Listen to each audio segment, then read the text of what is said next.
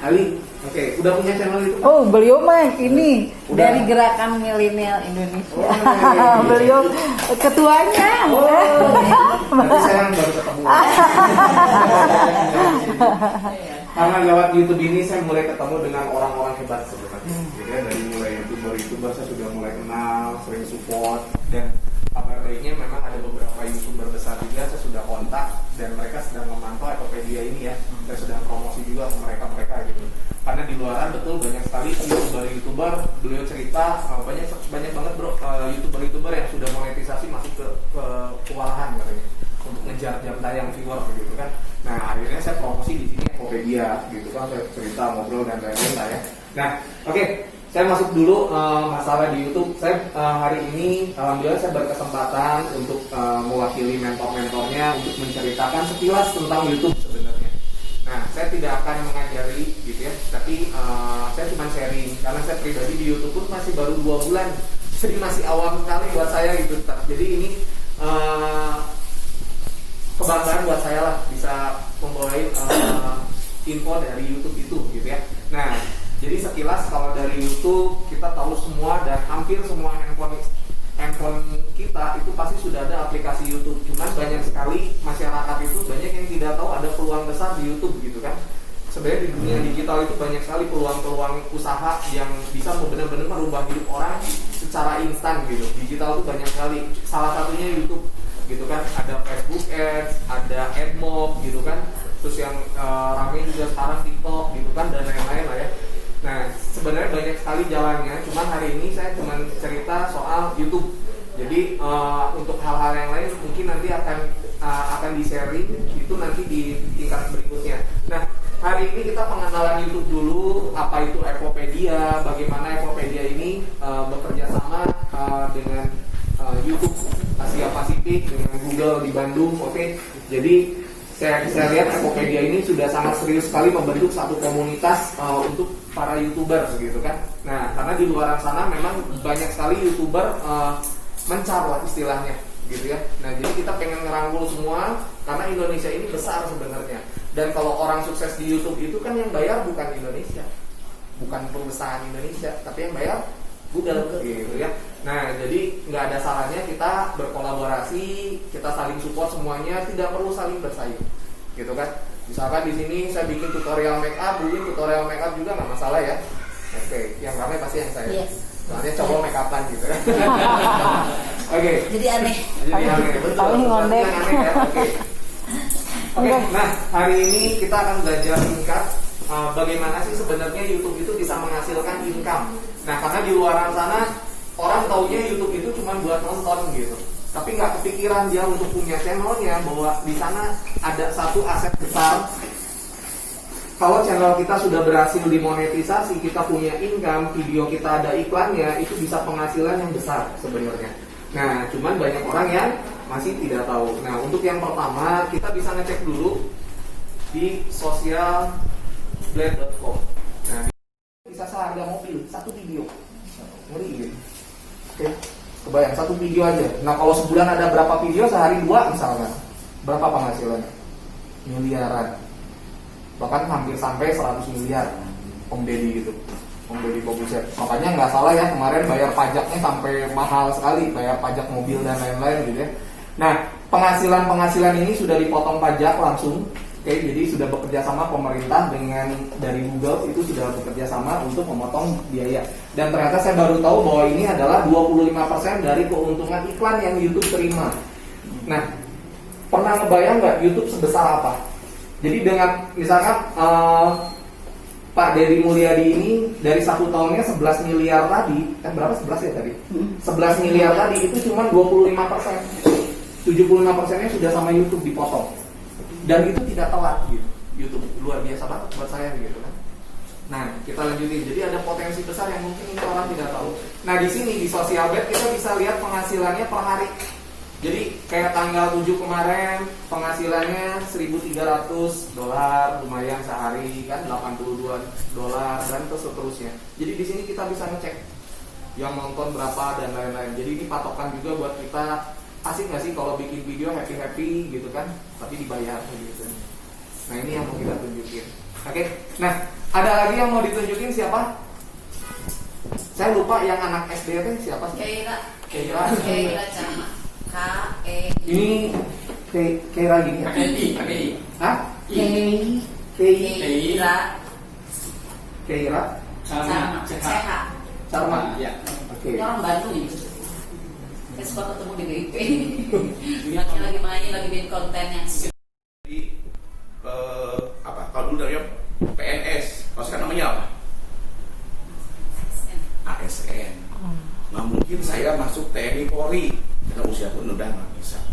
Jadi setelah saya menggeluti perjalanan kehidupan selama ini, akhirnya saya menemukan bahwa YouTube bisa menjadi dana pensiun tanpa batas. Dan bagi saya adalah bagaimana memperjuangkan ini seperti saya dapat pensiun, kerja 56 tahun dapat pensiun. Nah, berarti saya mempersiapkan diri bagaimana umur saya 38 tahun lebih 19 hari gitu kan. Nah, bagaimana saya bisa 20 tahun ke depan channel YouTube saya dibangun 20 tahun ke depan bisa menjadi penghasilan atau saya tidak merepotkan anak-anak saya. Nah, akhirnya saya menggali informasi itu. Dan alhamdulillah 6 bulan yang lalu saya membangun Epopedia bersama CEO. Awalnya adalah apa sih yang dapat kita berikan kontribusi kepada masyarakat Indonesia ketika bicara peluang bisnis. Akhirnya kita menemukan sebuah solusi edukasi, pelatihan, bagaimana masyarakat Indonesia dapat menggali penghasilan itu. Pertama dari Facebook, kedua AdSmob, Instagram, Facebook Ads, dan banyak lagi. Nah, akhirnya kita menemukan sebuah pola pelatihan dan membangun people power, membangun sebuah kekuatan bersama. Bagaimana ketika kita besar, semua punya peluang yang sama. Nah, disinilah Epopedia lahir. Pak, Epopedia sudah ada legalisasinya belum? Sudah ada izinnya belum? Kita sama-sama pelajari ya. Kalau ada yang kurang nanti tolong sampaikan ke saya. Pak, ada yang kurang, tolong lengkapi. Gitu kan? Nah, pertama saya membangun channel YouTube untuk menjadi dana pensiun saya dan anak-anak saya, dan keluarga saya pun sepakat jadi YouTuber.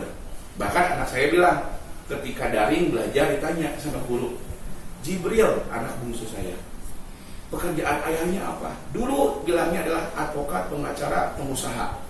Sekarang ayah saya YouTuber, gitu kan? Berarti anak saya lebih bangga saya sebagai YouTuber. Awalnya apa? Ayah, ngapain bawa kamera kemana-mana? Padahal saya baru 2 bulan. Semenjak lahir Epopedia, lahir setelah channel YouTube saya telat 1 bulan. Kenapa? Karena awalnya nggak pede depan kamera, malu ngapain gitu kan. Lebih baik saya memberikan pendampingan sebagai VCO ataupun sebagai legal corporate, udah aja nggak usah bangun channel YouTube. Toh nanti juga bakal dapat penghasilan. Ternyata setelah saya mendalami dunia digital, terutama di YouTube, itu bisa menjadikan diri saya sebagai aset saya sendiri, dan saya bisa membangun channel YouTube. Dan saya pun rasa khawatir. Kalau dulu, aduh, saya bangun channel YouTube, bukan artis, bukan public figure, saya bisa berbicara apa? Solusinya apa? Solusinya bagaimana kita membangun kekuatan bersama. Siapa? Komunitas Epopedia. Kalau ada 1 juta keluarga besar Epopedia, berarti masing-masing memiliki 1 juta subscriber. 1 juta yang menonton video kita. Mas, apa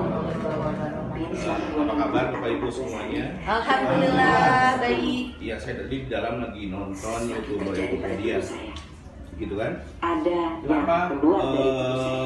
Saya langsung ke rumah begitu sakit, berartinya dicek oleh dokter kandung. menonton gitu kan melalui Epopedia?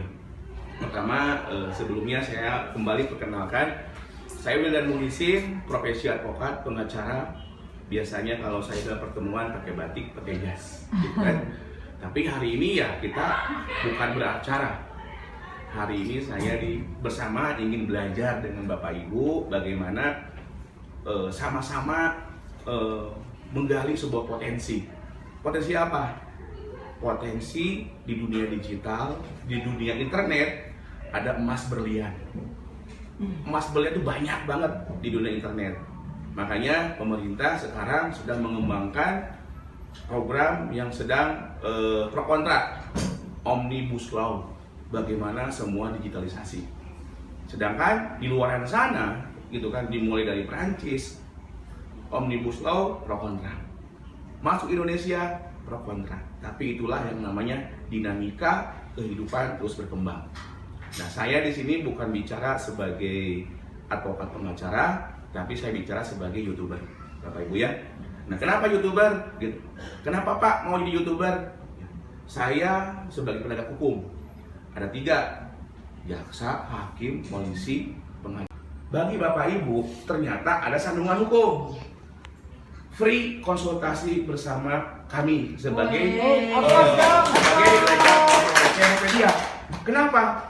Jangan sampai kita dikriminalisasi atau hal yang ingin edukasi konsultasi hukum free. Kenapa? Karena Bapak Ibu bagian dari Epopedia dan kami dari Lega Corporate mau gimana bisa nge-vlog kalau punya masalah hukum. Yang akhirnya kami lakukan itu untuk melindungi keluarga besar Epopedia. Pak, di sini kan Bapak advokatnya unpartner. Berapa? Partnernya itu Indonesia, Bapak Ibu. Jadi di mana ada Epopedia, di situ ada yang namanya kantor hukum Wildan Mulisin. Siapa aja itu partner kami di kantor hukumnya Wildan Mulisin. Di mana? Dari Aceh sampai Papua. Wow. Oke? Dan kami di Epopedia beracara bukan hanya di Indonesia, bahkan internasional. Nah, jadi Bapak Ibu, inilah ya, izin-izin Epopedia dapat dicek semuanya. Nah, sekarang bicara teknis Epopedia, Pak, bagaimana caranya kita menonton follower atau keluarga besar Epopedia? Tinggal diklik lagi di sini. Ketika klik channel, gitu kan, ini langsung nanti kalau Bapak Ibu ingin lebih paham bisa ikuti pelatihan, gitu kan?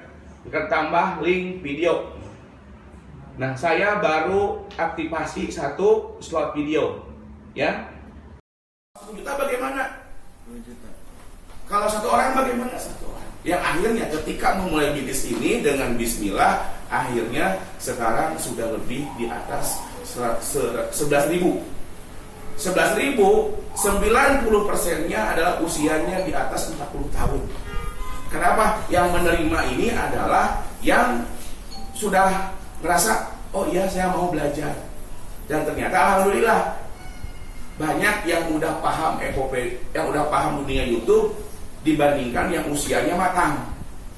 Makanya yang masuk ke Epopedia adalah rata-rata yang belum punya Gmail, yang belum punya channel, yang belum bisa nyalain laptop, bahkan bingung ngedownload aplikasi. Tapi bagi saya itulah lahirnya Epopedia. Karena milenial itu udah pintar-pintar, ya alhamdulillah tinggal kami membangun bagi yang mau belajar. Kalau milenial udah pintar, ambil peluangnya bagaimana kalau kita bukan artis, kita bukan public figure, Facebook ataupun yang lain yang udah dimiliki, masuk ke YouTube. Di YouTube kita gali potensi itu. Bagaimana walaupun kita bukan public figure, tapi kita memiliki subscriber dari komunitas tersebut. Setelah itu kita masuk ke Ads Mode. Nah, Bapak Ibu, mungkin tadi udah dijelaskan sangat jelas sama Bang Win ya. Bang Win Yate Channel, luar biasa. Saya juga banyak belajar ke beliau. Dimulai bisnis ini banyak bertanya, Pak, kalau Epopedia apa? Yang jelas Epopedia bukan tempat untuk mencari subscriber, bukan mencari untuk jam tayang. Kenapa? Nggak usah dicari, pasti dapat. Gitu kan? Tapi itu tergantung dari diri kitanya sendiri. Mau nggak menonton channel YouTube Keluarga Besar Epopedia? Mau nggak kita masukin link video kita ke Epopedia? Nah, disitulah bagaimana Epopedia lahir dengan kebersamaan. Disitulah yang namanya gotong royong. Disitulah yang namanya kolaborasi. Bagaimana satu sama lain saling mendukung, yang akhirnya kita akan besar bersama. Pak, bentuknya bisnisnya apa? Startup. Bentuknya apa? Digitalisasi. Bagaimana Epopedia sebagai tempat aplikasi berkumpulnya YouTuber-YouTuber saling mempromosikan channel YouTube-nya. ketika dipromosikan ada yang menonton dapat hadiah, dapat poin. Poin untuk apa? Nggak bisa jelaskan, ya. Ya, tapi di Epopedia harus saya subscribe, gitu kan? Nah, berikutnya lagi adalah saya ingin perkenalkan yang namanya Epopedia berhubungan dengan yang namanya Pak, Bapak kan YouTuber, ada penghasilannya dari YouTube, gitu kan? Alhamdulillah Pak, saya baru 2 bulan udah ada penghasilan dari YouTube, tapi belum monetisasi. Kenapa belum monetisasi? Karena saya baru 2 bulan, gitu kan? 2 bulan itu pun, ya kita berjuang bersama, gitu kan? Ini, nah di sini enaknya apa? Kalau sekarang sedikit gurau ya, ketika saya ada klien, Pak, tolong dong bantu saya ada berperkara penagihan. YouTuber bukan, YouTuber, ya udah. Ketika YouTuber saya cek di Social Blade, ada penghasilannya. Pas ketok rumahnya, mohon maaf Bang, ini saya ada kuasa dari klien saya terkait dengan permasalahan utang piutang. Yang utang piutang harus dibayar. Dia beralasan bla bla bla bla bla bla bla, nggak punya uang. Kalau dia YouTuber saya cek, Pak ini penghasilan Bapak ada, ini dari YouTube. Akhirnya apa? Ketika saya masuk ke dunia YouTuber, terbuka semuanya dan tidak ada yang ditutup-tutupi. Itu namanya digitalisasi terbuka, gitu kan? Nah, sekarang Pak, bagaimana kalau kita melihat channel YouTube, gitu kan? Kalau kita punya Indonesia untuk wilayah Jawa Barat, di samping itu saya sebagai karyawan swasta di sebuah perusahaan swasta di Kota Bandung. Nah, di samping itu saya tertarik dalam dunia digital sejak dulu. Memang saya masuk ke YouTube lebih seriusnya beberapa bulan terakhir ini. Dulu sempat saya dikontrak oleh salah satu majalah untuk YouTube, tapi akhirnya itu jadi hak cipta mereka. Untuk saya klaim saya tidak bisa, jadi saya belajar sendiri. Saya beberapa bulan ini belajar sendiri. Akhirnya Bang Wildan berbicara ada konsep baru dan ini sungguh nyata gitu kan, karena saya juga gabung di komunitas YouTube di seluruh Indonesia. Itu kebanyakan memang tidak seperti Epopedia. Kenapa saya to the point langsung ya? Kenapa tidak seperti Epopedia? Karena mereka sekedar kumpul, tapi rahasia jitunya dan cara belajarnya, edukasi dari nol sampai sukses, yang sukses ditimbulkan, tapi rahasia-rahasianya di sini diungkap. Nah itu kenapa saya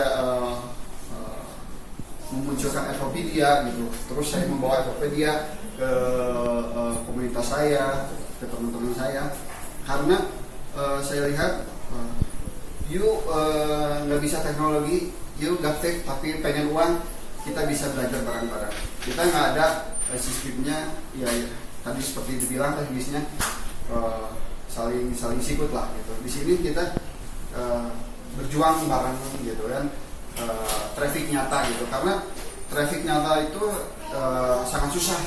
Tadi memang bilang kita jangan bilang susah, gampang, alhamdulillah. Tapi pada faktanya memang benar